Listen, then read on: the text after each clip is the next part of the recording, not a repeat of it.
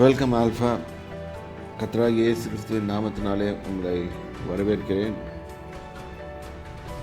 தேவனுடைய செய்திக்கு கடந்து செல்வோம். அதுக்கு முன்பாக நான் எப்பொழுது இதை ஒரு காரியத்தை சொல்கிறேன். நீங்கள் இதை லைக் செய்யுங்கள், சப்ஸ்கிரைப் பண்ணுங்கள். இது எங்களுக்கும் உதவியாக இருக்கும். இன்னும் அதிகமான பேருக்கு தேவவசனம் சென்றடைவதற்கு வசதியாக இருக்கும். நம்ம இப்போ வேத வசனத்துக்கு நேராக கடந்து சொல்லும்போது நீதிமொழிகள் 3ஆம் அதிகாரத்தை வாசித்து கொண்டு வந்திருக்கிறோம். நீதிமொழிகள் 3, ஆதியாகமம் 2. இப்போ முதல்ல இன்னைக்கு ஆதியாகமம் 2ஆம் அதிகாரத்துக்கு நேராக போவோம். கர்த்தருடைய கிரியேஷனை பற்றி நம்ம படித்தோம். கர்த்தர் மனுஷனை ஏதேன் தோட்டத்தில் கிரியேட் பண்ணி அவனை ஏதேன் தோட்டத்தில் கொண்டு வந்து வைக்கிறாரு. வச்சுட்டு அதான் போட்டிருக்கும் 15வது வசனம் வாசிங்க. தேவனாகிய கர்த்தர் மனுஷனை ஏதேன் தோட்டத்தில் அழைத்து கொண்டு வந்து அதை பண்படுத்தவும் காக்கவும் வைத்தார். சரி, அப்போ ஒரு அசைன்மெண்ட் கொடுத்து அதை பண்படுத்தி காரு. இதில் பண்படுத்தி காரணம்னா you get all the thing. You can till the earth, you can go deep into the earth, and அதுக்குள்ள ஆழத்துக்கு போய் நீ அங்கே என்னென்ன கண்டுபிடிக்கிறோ அதெல்லாம் எடுத்துக்கோ. Use it to improve your self. அதுதான் நடக்குது. ஆக்சுவலாக இன்றைக்கி மிடில் ஈஸ்டில் ஆயில் இது கொடுக்குறாங்கன்னு சொன்னால், ஆயில் நிறையா இருக்குது, டெபாசிட்ஸ் இருக்குன்னா, அந்த காலத்தில் அவர் போட்ட ஆசீர்வாதங்கள் தான். அப்போ கர்த்தர் அதை கிரியேட் பண்ணி உள்ளே வச்சுருக்காரு. வென் மேன் ட்ரைஸ் டு அதை பண்படுத்தவும் காக்கவும் வைக்கும்போது he has the authority to drill the oil out of the earth. இது மோசே இஸ்ரவேல் புத்திரர்களை ஆசீர்வதிக்கும் போதும் அவர்களுக்கு அந்த ஆசீர்வாதத்தை கூறுவார். Let us turn our Bibles to உபாகமம் 33ஆம் அதிகாரம் 19வது வசனம். 18-19. செபுலோனை குறித்து, செபுலோனே, நீ வெளியே புறப்பட்டு போகையிலும், இசக்காரே, நீ உன் கூடாரங்களில் தங்குகையிலும் சந்தோஷமாயிரு. ஜனங்களை அவர்கள் மலையின் மேல் வரவழைத்து அங்கே நீதியின் பலிகளை இடுவார்கள்.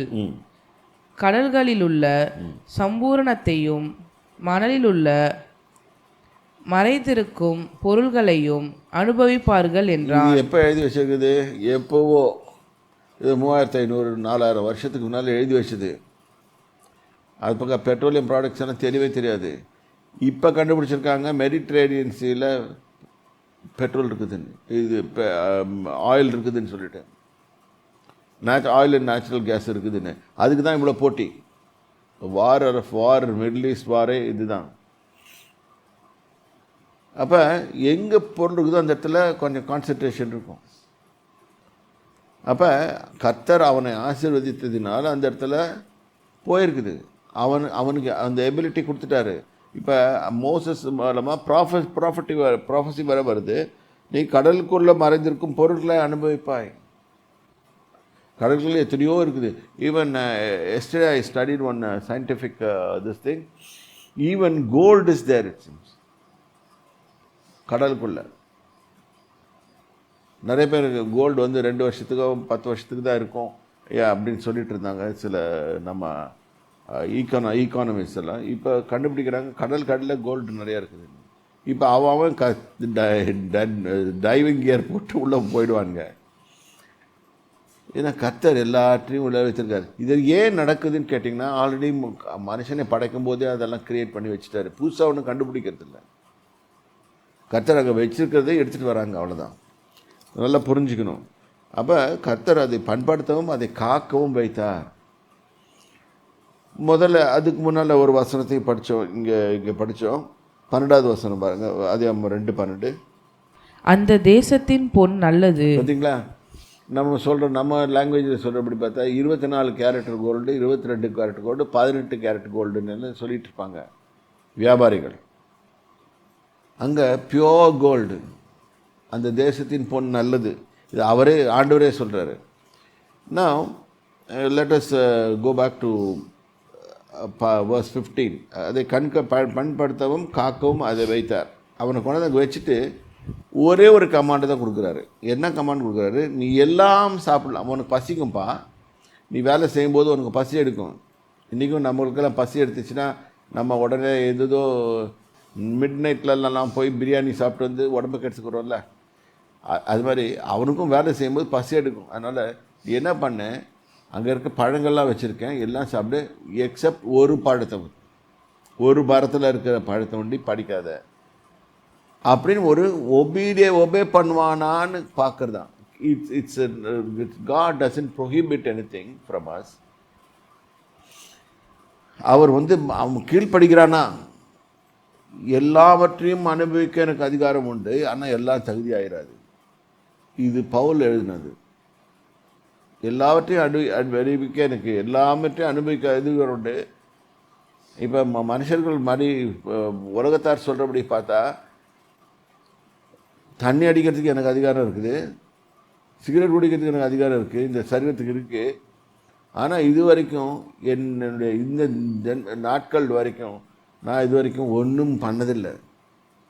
ஏனென்றால் என் உடம்புக்கு அது தீமை என்பது எனக்கு தெரியும். ரெண்டாவது, தேவனுடைய ஆலயத்தை நான் கெடுக்கிறேன் என்றது எனக்கு தெரியும். இப்போ நான் செய்தேன் என்றால் கர்த்தரை, ஆவியானவரை நான் டிஸ்டர்ப் பண்ணுறேன். இது நல்லா புரிஞ்சுக்கணும். ஏன் இதெல்லாம் சொல்கிறேன்னா, மக்களுக்கு புரியணும். இந்த காலத்து இளைஞர்கள் அப்படியே பார்க்குறாங்க, சின்ன பசங்க, ஸ்கூல் பசங்க ஊதிக்கிட்டு போகிறாங்க. அவங்க தான் ஊதுறாங்கன்னு பார்த்தா பெண் பிள்ளைகளும் ஓடுறாங்க. ரியலி ரொம்ப ஆச்சரியமாக இருக்குது இந்த காலத்தில். இது எங்கள் காலத்தில் நாங்கள் அது எங்கள் பசங்க ஊதுனாங்க. I think 12th 11th standard அந்த காலத்தில் SSLCன்னு பேர். அப்போ சிகரெட் பிடிப்பாங்க, அதை நாங்கள் ஆச்சரியமாக பார்ப்போம். காலேஜில் ஊதுவாங்க, அது ரொம்ப ஆச்சரியமாக பார்ப்போம், அதையும் பார்ப்போம் நாங்கள். ஆனால் இந்த இடத்துல பார்த்தீங்கன்னா இந்த காலத்தில் பிள்ளைங்க ரொம்ப பயங்கரமாக எதை செய்யாதுன்னு சொல்கிறாரோ அதை செய்கிறாங்க. அப்புறம் பார்த்தா சின்ன வயசுலேயே புற்றுநோய் வந்துடுச்சு, அந்த நோய் வந்துடுச்சு, இது நோய் வந்துடுச்சு. எதுதான் எல்லாவற்றையும் அனுபவிக்க எனக்கு அதிகாரம் உண்டு, என்னால் முடியும், ஆனால் நான் செய்ய மாட்டேன். வேத வசனத்தின்படி கர்த்தர் என்ன சொல்லியிருக்காரு, இதுதான் சாப்பிடலாம், இது நான் சாப்பிடக்கூடாது அப்படின்னு வைத்திருக்கிறாரு. அதன்படி நான் சாப்பிடுவேன், இதுபடி சாப்பிட மாட்டேன் அப்படின்னு. இப்போ ஆக்சுவலாக இங்கேயும் அதான் போட்டிருக்கு. தோட்டத்தில் உள்ள கர்த்தர் மனுஷனை நோக்கி, நீ தோட்டத்தில் உள்ள சகல விருட்சத்தின் கனியை புசிக்கலாம், ஆனால் நன்மை தீமை அறியத்தக்க விருட்சத்தின் கனியை புசிக்க வேண்டாம், அதை புசிக்கும் நாளில் சாகவே சாவா என்று கட்டளையிட்டார். இந்த இடத்துல ஒரே ஒன்று சொல்கிறாரு, அவன் செய்வான்னு சொல்லிட்டு தெரியும் அவருக்கு. அப்போ தான் சொல்கிறாரு, எப்பவுமே கீழ்ப்படிதல் நம்மளுக்கு வேணும். ஒபீடியன்ஸ். God likes obedience. கர்த்தர் ஒரு காரியத்தை வேண்டாம் என்று விலக்கி வைத்தா நம்ம அதை ஒபே பண்ணிட்டோம்னா அவருக்கு ரொம்ப பிடிக்கும் நம்மள. இப்போ இங்கே இது மரத்துலேயும் ஒன்றும் இல்லை, எதுலேயும் ஒன்றும் இல்லை, டிஸ்ஒபீடியன்ஸில் தான் ப்ராப்ளம் இருக்குது. when we disobey we irritate God. அவர் முதல்ல சொல்லிட்டார் இங்கே, அப்பா அங்கே ஒரு கிரீச்சர் உன்ன மாதிரியே ஒன்று பறிச்சிருக்கேன், அது பேர் சாவு, அது தூங்கிட்டு இருக்குது, அதை போய் எழுப்பி விட்றாத. அது எப்போ எழும்புன்னா, நீ அந்த மரத்தோட கனியை புசிச்சின்னா அது எழும்பிடும், அது உயிர் வந்துடும். அது உயிர் வந்துச்சுன்னா அது தூங்கிட்டு இருக்குது, உயிரோட தான் இருக்குது, தூங்கிட்டு இருக்குது. இப்போ அது எந்திரிச்சிச்சுன்னா அது உன்னை பிடிச்சிடும். அது உன்னை பிடிச்சிச்சுன்னா நீ செத்து போயிடுவேன். You will go to sleep and it will rise up. அதனால தான் கிறிஸ்தவனுங்களை சாவு போகும்போது சொல்லுவாங்க, இயேசு கூட சொன்னார், லாசரு நித்திரையாக இருக்கிறான், நான் எழுப்ப போகிறேன். நல்லா புரிஞ்சுக்கோங்க, பைபிளில் இருக்க ஒவ்வொரு டேர்மும் ரொம்ப ரொம்ப important. Disobedience brought failure and death in man's life. இந்த பழத்தை தான் இவன் எவ்வளோ நாள் சாப்பிடாமல் இருந்தானோ யாருக்கு தெரியாது. எத்தனையோ வருஷங்கள் ஆதாம் 930 வருஷம் இருந்தால் ஜீவித்தான் போட்டிருக்கு வேதத்தில். ரெண்டாவது என்ன பண்ணார், இப்படி கட்டளையிட்டார். பின்பு 18வது வசனம் பாரு. பின்பு தேவனாகிய கர்த்தர் மனுஷன் தனிமையாய் இருப்பது நல்லதல்ல, ஏற்ற துணையை அவனுக்கு உண்டாக்குவேன் என்றார். இது காட்ஸ் வேஸ். இப்போ நீதிமொழிகளில் நம்ம படிக்கணும்ல, கர்த்தருடைய வழிகள் செம்மையானவைகள், அவருடைய யோசனைகள் ரொம்ப நல்லவைகள் அப்படின்னு வாசிக்கிறோம்ல, அதே தான் இங்கே. ஆனாலும் மனுஷன் தனிமையாக இருப்பது நல்லதில்லை. முதல்ல யோசனை கொடுத்தாரு, அந்த கனியை பூச்சின்னா செத்து போயிடுவான், இந்த சாவை எழுப்பி விட்டுருவார். இங்கே என்ன சொல்கிறாரு, நீ தனியாக இருப்பது நல்லதில்லை, நான் உனக்கு ஏற்ற துணையை உண்டாக்குவேன். ஏன்னா நான் காக்காவை படித்த போது அது எல்லாத்துக்கும் நீ தான் பேர் வச்ச. ஆனால் அதுக்கு ஆம்பளை பொம்பளைன்றது, சிங்கத்தை படைத்தேன், எல்லாத்தையும் படைச்சி உன்கிட்ட தான் கொண்டு வந்தேன். உன்கிட்ட நீ பேர் வைக்கிற வேலை வச்சேன் உனக்கு. ஸோ மனுஷன் ஏதாவது கண்டுபிடிச்சான்னா புதுசாக ஒரு பேர் வைப்பான். இப்போ புதுசாக கண்டுபிடிச்சி ஏஐன்னு கொண்டு வந்திருக்காங்க, ஆர்டிஃபிஷியல் இன்டெலிஜென்ஸ். என் மொபைல் ஃபோனு இப்போ கொஞ்சம் தகராறு பண்ணுது. அதனால் ஒரு மொபைல் ஃபோன் வாங்குறப்பன்னா என் மனைவி சொல்கிறா, இந்த ஃபோன் போட்டிங்கன்னா அதில் ஏஐ இருக்குதான். எனக்கு ஏஐனால என்னன்னு தெரியல, இதை படிக்கணும் இதெல்லாம். ஆனால் உலகம் ஃபுல்லாக ஏஐ தான் பேசிக்கிறாங்க. ஆனால் ஒன்று சொல்லுது, என் மகளோட வீட்டில் இருக்கிற ஏஐகிட்ட பேசியிருக்கேன். பேசும்போது அது என்ன சொல்லுங்கன்னா சூட்டபிள் ஆன்சர் கொடுக்கும். தெரிலன்னு சொல்லிட்டு போயிடும். சரி, இப்போ பார்ப்போம். இப்போ அவன் அதுக்கு ஆர்டிஃபிஷியல் இன்டெலிஜென்ஸ் அப்படின்னு பேர் வச்சிட்டான்.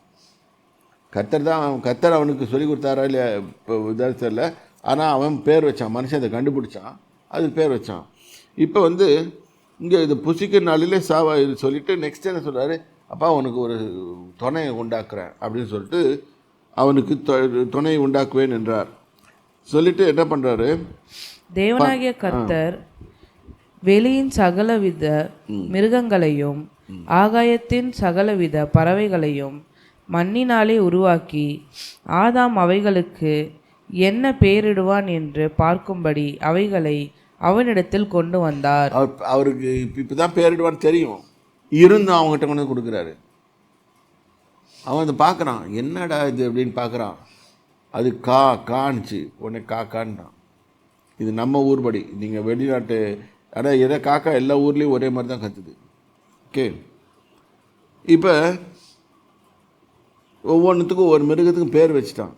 இந்த வேலையை ஃபஸ்ட்டு கொடுத்தாரு அவருக்கு. இது பேர் வச்சு அவர் பார்த்து பேர் வைக்கிற வேலை. It's a managerial job. Okay, அவைகளை பார்க்கும்படி பேரிடுவான் என்று பார்க்கும்படி அப்படி கொண்டு வந்தார். அந்தந்த ஜீவஜந்துக்கு ஆதாம் எந்த பேரிட்டானோ அது அப்படியே ஆயிட்டு. அப்போ God gave an authority to him, whatever he speaks. Adam has named them and also he speaks. அது கேரக்டரை பார்க்குறான், பேர் வைக்கிறான், அது அப்படின்னு சொல்லிட்டு ஒத்துக்கிறாரு. அப்போ கர்த்தர் என்ன சொல்கிறாரு, அவனுக்கிட்ட ஒரு தேவத்தன்மை இருக்குது. ஏனென்றால் அவனுடைய தேவ சாயலின்படியும் அவர் ரூபத்தின்படி உருவாக்கப்பட்டிருக்கிறான். தேவத்தன்மை இருக்குது. அதனால் அவன் சொல்கிறத ஒத்துக்கிறாரு. Yes, you are right man, you are right அப்படின்னு கர்த்தர் ஒத்துக்கிறாரு.